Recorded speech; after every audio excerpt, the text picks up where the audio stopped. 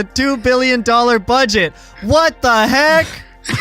I don't Really good, man. You're hired. Thanks, man. I'm hired. You're hired, That's Justin, such a you're good hired. voice acting. Okay, but seriously though, like the $2 billion budget, like, okay, Red Dead 2, $500 million. The missions are so polished, and some of them, like, you know, they have choices, they have different outcomes of the way it can go. Like, with $2 billion to spare, it makes me wonder that what that can mean for the missions, and if they can even go back to that open design, because that was probably Red Dead 2's biggest criticism, and Rockstar must have heard that, right? Yeah, I think, you know, I think as for the viewers listening to this, I think one of the big important things that we need to do is understand where the $2 billion number comes from and how it could possibly be that high and what's included in that $2 billion. So $2 billion is the operational costs that can be attributed to the build and development of GTA 6.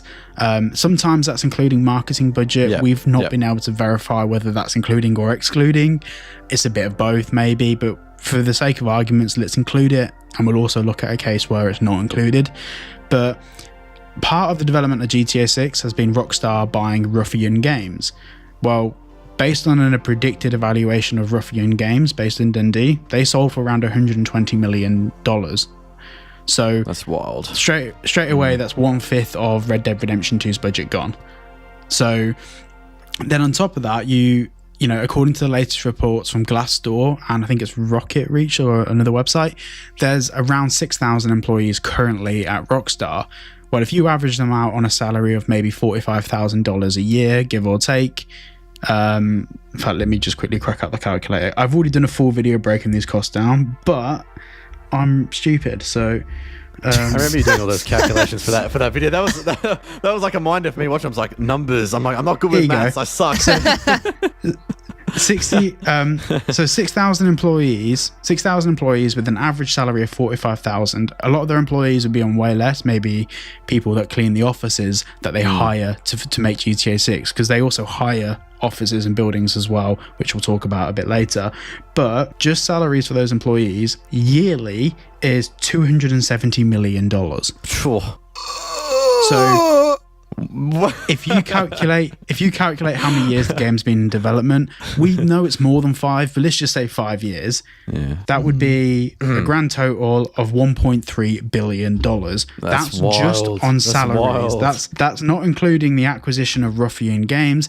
That's not including any marketing costs. That's not including how much their premises and offices cost, which some of these offices, because they own most of their offices, but they also rent third-party offices, and some of these offices are like $100,000 a month. Like, some of them are very expensive. So when you start factoring in the costs of maybe running different offices to do different things, or maybe some additional costs, and none really come into my head, $2 billion, and all of these calculations are based on 5 years of development. So that's assuming they started the game in 2019. Well, we know they did all the voiceover work in 2018-ish sort of time. So already we can add another year on. I don't think $2 billion is a stretch. I don't think it is either, to be honest. No, not at all. But we got to understand that, like, also as well, like post-launch support, like I'm sure that will be something that's going to be included within the budget as well. You think about, like, on GTA 6 Online, that's something that's going to be a part of it as well, I would say. 100%, but also as well, like the proprietary software they're working on, all these AI systems, like, it's not just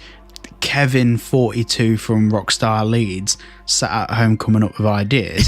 A lot of these patents are signed off and filed by, like, Aaron Garbutt and senior officials, but a lot of them are outsourced third-party companies that have revolutionary software, and Rockstar goes to them and buys the rights to the software or the idea. Yeah, didn't they do that with Euphoria, like, way back? Yep. Yeah, and I'm pretty sure they still use it, just an upgraded version. Yeah, so they used like a toned down version of it for GTA 5. There was a slightly different version of it for Red Dead Redemption 2.